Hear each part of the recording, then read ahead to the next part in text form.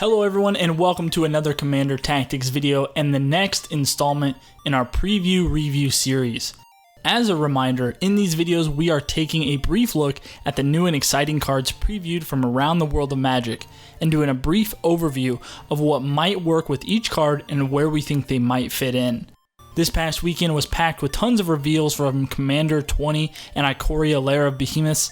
In today's video, we will be taking a look at all the new partner commanders getting printed in the Commander 20 decks and seeing if they might be able to lead a deck of their own or if their strengths lie inside the 99. So sit back and enjoy this Ikoria Commander Preview Review Part 2. And let's get the ball rolling, kicking things off with the Marda pairing of Trin, Champion of Freedom, and her Nightmare Cat, Sylvar, Devourer of the Free. For 3 and a white, Trin is a 3/3 human soldier that generates a 1/1 human token on our end step if we attacked with anything. Trin's stats and ability alone are rather underwhelming, and I truly can't see any reason you would run her as a solo commander. The circumstantial token means that we might have to wait a whole turn before we see that benefit, or we may never get that token at all. Trin is definitely the sidekick here to enable her partner to do big things. Sylvar is a 4/2 with Menace costing 3 black-red and says sacrifice a human, put a +1 counter on Sylvar, and Sylvar is going to gain indestructible until the end of turn. Again, by himself, Sylvar might not be the best solo commander because it almost forces us into a human-like tribal deck. What I think Sylvar does do very well is have the ability to provide a free sack outlet and get bigger in doing so. If we're able to generate lots of human tokens, there's a good chance Sylvar can get in for either commander damage or just big combat damage to kill our opponents. Immediately, I believe this Mar duo needs to be a sacrifice tokens based deck. We're looking at Aristocrats Orzhov with red splashed in. We have tons of spells at our disposal that are going to help us generate lots of humans for Sylvar to sacrifice and stick to the board. And there's also a ton of awesome humans in Orzhov and in Mardu. The main focus of this deck will definitely be just to get Sylvar in play, get our other humans in play to support him, and make sure he stays on the board by being able to sacrifice a human to keep indestructible.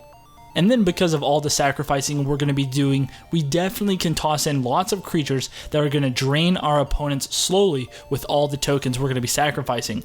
To boot, Zulaport Cutthroat, just a Blood Artist effect, but it is also a human, offers great versatility whenever we need it.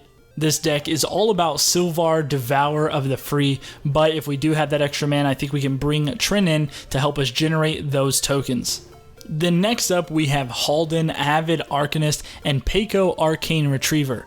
Halden, Avid Arcanist is a human wizard for 2 and a blue, 1/4 body that says you may play non-creature cards from exile with fetch counters on them if you exiled them, and you may spend mana as though it were any color to cast a spell. That doesn't really make sense until we read Peko Arcane Retriever. For 3 and red-green, this Elemental Hound has haste, and whenever he attacks, we exile the top card of each player's library and put a fetch counter on each of them. Put a +1 counter on Peko for each non-creature card exiled this way. These two together are going to allow us to get cards into exile and give us the ability to cast whatever we need whenever we need them. The downside and limitation I think that affect Halden and Peko the most are the fact that they have to be non-creature spells. So within this deck, we are going to be playing lots of spells, instants, and artifacts, maybe even some enchantments to help us get card advantage and acquire a good board state.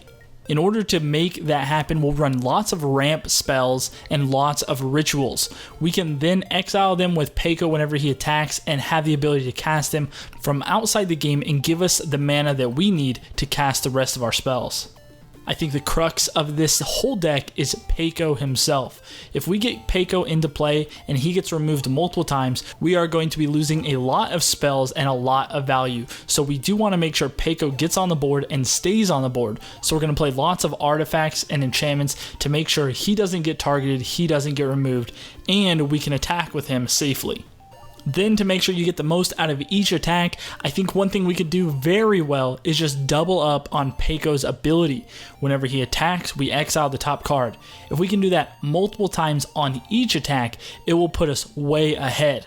Things like Stronic Resonator are going to double the effect, and Helm of the Host is going to create more Pecos, allowing us to exile more cards at once. And then lastly, to round games out with this partner, we can play huge X spells. With all our ability to ramp from green, there's going to be no problem casting these spells with huge X values and just being able to decimate the board all with one spell.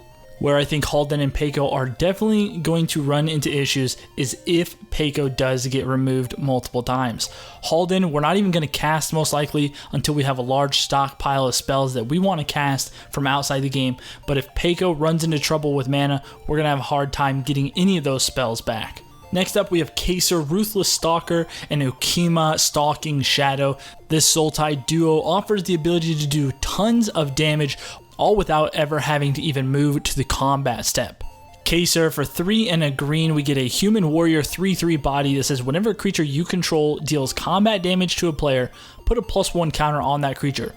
Pretty simple. If we're in green, there's a good chance we're going to have lots of creatures swinging in, dealing damage by himself. Nothing too exciting, just going to pump our board a little bit. But thanks to Ikoria Stalking Shadow, this Whale Wolf for 1 blue-black 2/2 body says Ikoria Stalking Shadow can't be blocked. So already we're getting the benefit of the combat damage from Kaysir. And when Ikoria leaves the battlefield, it deals X damage to target player, and you gain X life, where X is Ukimia's power. It is important to note that that wording is very specific. When Ikoria leaves the battlefield, this means we can do tons of things. If he gets destroyed, exiled, sent to the command zone, whatever, we're going to get that benefit of dealing X damage to a player and gaining X life. With these two in the command zone, I love the idea of focusing on Ikoria and that ability to get in for damage or just deal one giant haymaker whenever he leaves the battlefield. To do this, we can use things that are going to pump him up. There are a ton of spells in green like Giant Growth that are simply going to buff Ikoria, make him big for a turn, and then go away at the end step. If we want to make it a more permanent effect, we can play some enchantments that are going to make his attack and power large as well. One card I did want to talk about is the brand new Colossification. This enchantment is absolutely insane. Whenever it enters the battlefield, we're going to tap the enchanted creature, which, okay, that's fine. The enchanted creature is going to get +20/+20.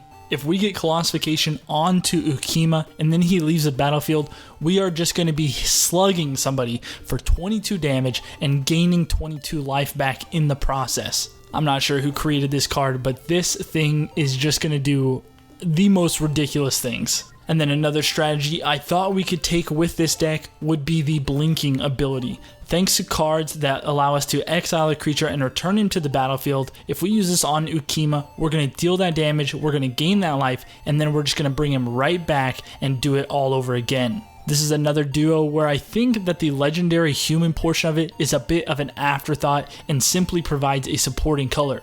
I'm more interested in that Blinking ability, that unblockable ability on the Whale Wolf, getting in for big damage and slugging our opponents down until they're all out of the game.